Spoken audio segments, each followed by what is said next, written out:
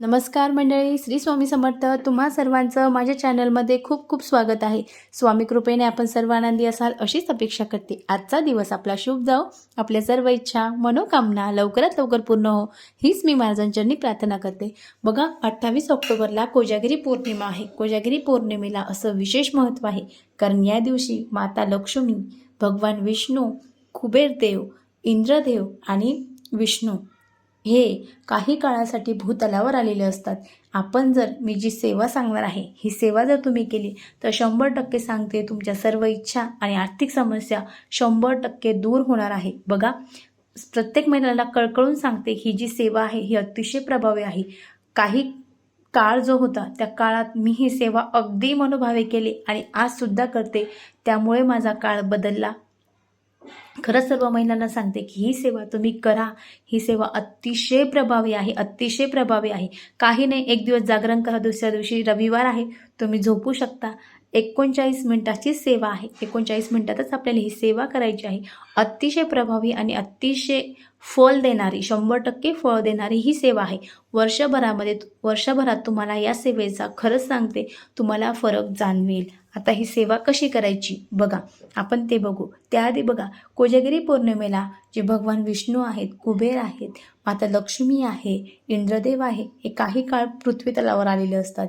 तसंच ज्या घरामध्ये जागरण चालू आहे, पूजा आहे, ज्या घरामध्ये दिवे लावलेले आहेत, ज्या घरामध्ये मसाला जे दूध आहे ते दूध आपण चंद्राला अर्पण केलं आहे, चंद्रदेवाची पूजा केली आहे, त्या घरामध्ये माता लक्ष्मी, कुबेर, विष्णू, आता माता लक्ष्मी जर घरात आली तर विष्णू येणारच आहे.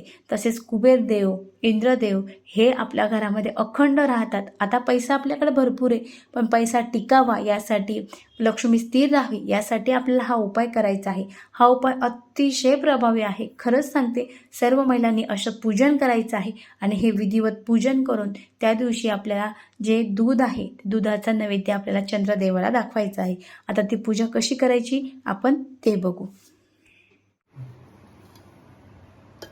बघा मंडळी, आपण पांढऱ्या कलरचा एक कपडा घेतला आहे.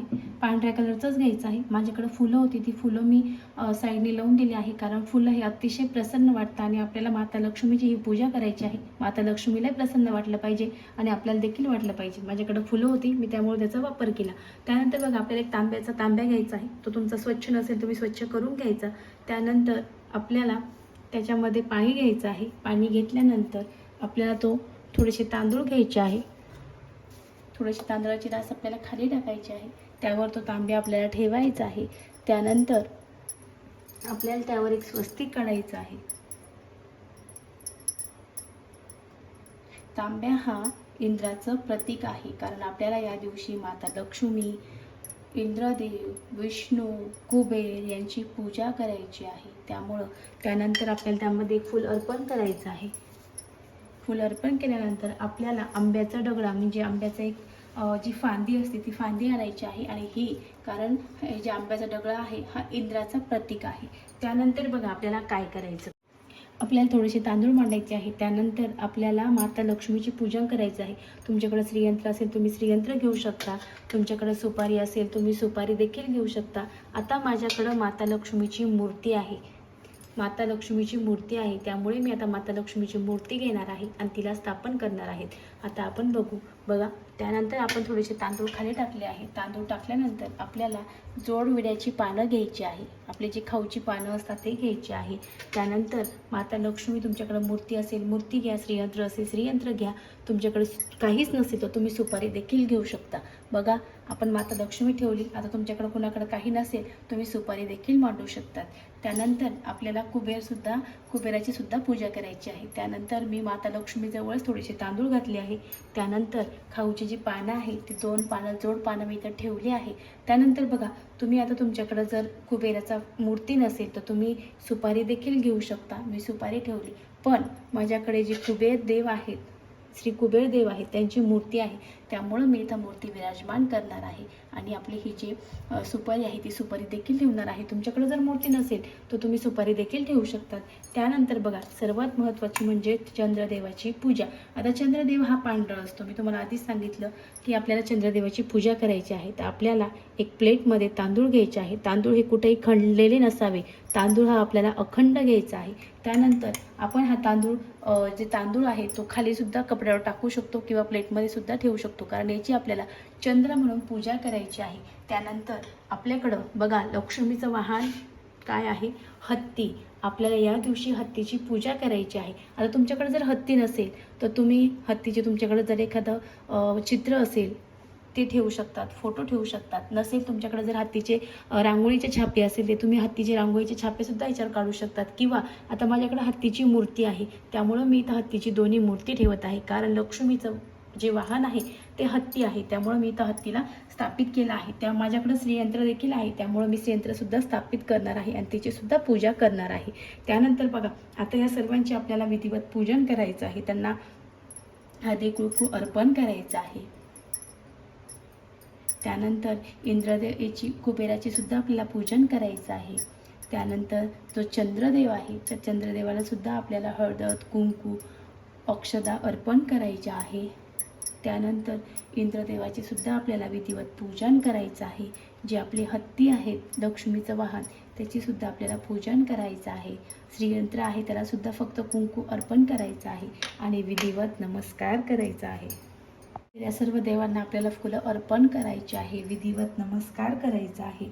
त्यानंतर आपल्याला सेवा करायची आहे. आता ही सेवा केव्हा करायची? बघा, ही सेवा आपल्याला रात्री 12 ते 12:39 करायची आहे, कारण यावेळेस माता लक्ष्मी, इंद्रदेव, विष्णू आणि कुबेर यांचा जो वास आहे तो पृथ्वी तलावर असतो. त्यामुळं ज्या घरामध्ये ही सेवा होते त्या घरामध्ये अखंड लक्ष्मी राहत असते. सर्व महिलांना परत सांगते, कळकळून सांगते की ही सेवा तुम्ही करा, तुम्हाला निश्चित फरक पडणार आहे. आता सेवा कशी करायची? आपण ही जी पूजा आहे ती अगदी शास्त्रसूक्त पद्धतीने मांडणी केली आहे. आता पूजा कशी करायची किंवा कोणकोणत्या मंत्राचा जप करायचा आपण ते बघू. बघा, आपल्या श्री स्वामी समर्थ जो मंत्र आहे त्याचा आपल्याला 11 वेळा जप करायचा आहे. त्यानंतर श्री लक्ष्मी गायत्री मंत्र आहे त्या मंत्राचा आपल्याला देखील 16 वेळेस जप करायचा आहे. त्यानंतर आपल्याला विष्णू गायत्री मंत्र 11 वेळेस म्हणायचा आहे. त्यानंतर जो कुबेर मंत्र आहे तो सुद्धा आपल्याला 11 वेळेस म्हणायचा आहे. त्यानंतर आपल्याला सर्वात प्रभावी सेवा म्हणजे श्रीसूक्त. श्रीसूक्ताचं आपल्याला न चुकता 16 वेळेस पठण करायचं आहे. त्यानंतर श्री व्यंकटेश स्तोत्र 1 वेळेस आणि त्यानंतर गीतेचा 15वा अध्याय आपल्याला न चुकता म्हणायचा आहे. बघा, ही जी सेवा आहे ही अतिशय प्रभावी आहे. सर्व महिलांनी ही सेवा करायची आहे. त्यानंतर ही सेवा झाल्यानंतर आपण जे दूध करणार आहोत त्या दुधाचा आपल्याला इंद्रदेव, माता लक्ष्मी, कुबेरदेव यांना आपल्याला नैवेद्य दाखवायचा आहे. त्यानंतर आपल्याला फुलवात सर्व देवांना ओवाळून घ्यायची आहे, विधिवत नमस्कार करायचे आहे. आपल्या ज्याही इच्छा आहेत, आपल्या ज्याही आर्थिक समस्या आहेत, आपल्या कोणत्याही अडचणी असू द्या, त्या सर्व अडचणी माता लक्ष्मी, कुबेर, भगवान विष्णू आणि जे इंद्रदेव आहेत त्या सर्व इच्छा लवकरात लवकर तुमच्या पूर्ण होणार आहे. अगदी प्रभावी सेवा आहे, काही नाही, फक्त आपल्याला 39 मिनिटं द्यायची आहे. न विसरता सर्वांनी ही सेवा करावी. सर्वांना कोजागिरी पौर्णिमेच्या खूप खूप शुभेच्छा. परत भेटू एका नवीन व्हिडिओमध्ये. व्हिडिओची माहिती आवडली असेल तर प्लीज मैत्रिणींना जास्तीत जास्त शेअर करा, चॅनलला सपोर्ट करा. श्री स्वामी समर्थ. धन्यवाद.